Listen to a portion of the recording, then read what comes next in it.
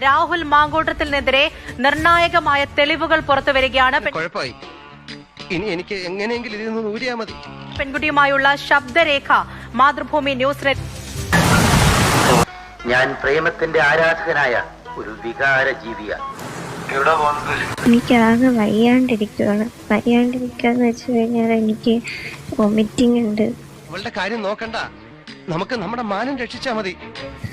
എനിക്ക് കുറച്ച് പ്രശ്നങ്ങളുണ്ട് അതിനകത്ത്. എന്റെ പൊന്നു സുഹൃത്തെ, താൻ ആദ്യം റിയലിസ്റ്റിക് ഡ്രാമ കാണിക്കുന്നവരെനിക്ക് എന്ത് ഡ്രാമ എന്നാണ് ഗർഭം ഉണ്ടാക്കിയാ പോരാ, അത് ഏറ്റെടുക്കാനുള്ള ചങ്കുറ്റം കൂടെ വേണം.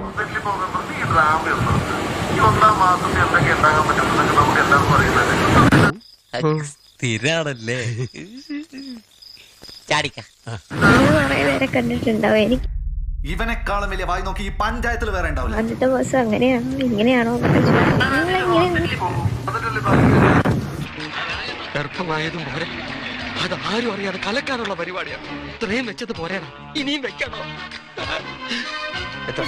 എന്റെ പ്ലാനാണോ?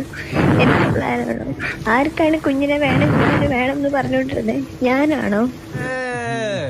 അത് ശരി, അപ്പൊ അതാണ് വേണ്ടത്. നീ ആളൊരു ഉണ്ണിയാണല്ലോ.